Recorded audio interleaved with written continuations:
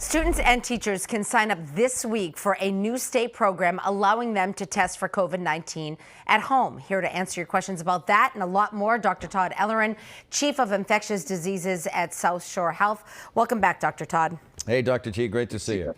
So the governor announced today that public schools will now have a choice. Either stick with the pool testing programs that many already have in place or allow families to test themselves at home and then report the results.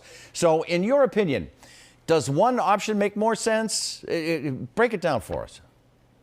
Okay, so this test and stay strategy that has been used has been vital. It has kept so many kids in school. When you look at the numbers, it's staggering. But we're now at a different point in the pandemic where cases counts are going down. And what we've learned through this test and stay strategy is most of the kids in school who are being tested actually test negative. Why is that? Likely because masks in school are working. So I think what Governor Baker is shifting to really does make sense. Will once a week at home be enough? Probably in this phase of the epidemic, yes. There may be other times when during bigger surges we may need to test at home more than once a week. But I think this is a step in the right direction. This test and stay strategy has been very labor intensive. It allows the nurses in the schools now to focus more on the symptomatic kids rather than just testing asymptomatic. Got it. Dr. Ellerin, you have two teenagers in school. You've talked about them. So do you think that the health risk of COVID for them, their classmates, their teachers, has changed? Maria, I absolutely do. The biggest risk right now is kids not being in school.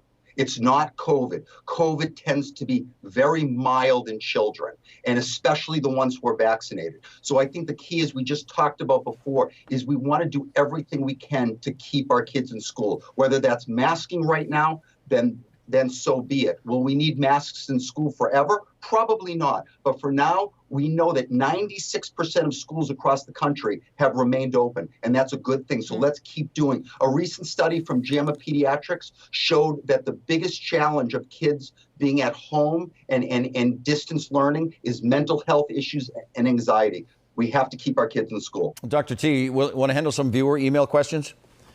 I do. The first one is from, you nail those, my friend. The first one's from Tim. He says, my daughter will be 5 in April. From a medical, scientific standpoint, why does she have to wait 3 more months to get vaccinated? Is her body really going to change that much between now and then?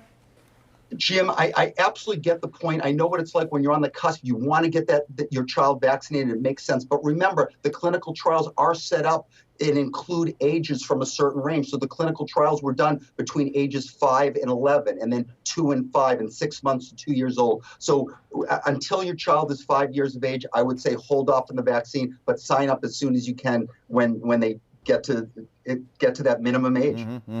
Doctor, this one is from Gary, and he asks, does the Omicron variant live on surfaces longer than other variants? And my question to you is, I thought it didn't live on surfaces. I thought it was airborne. I thought we were not living on surfaces, which is why we stopped wiping down our groceries.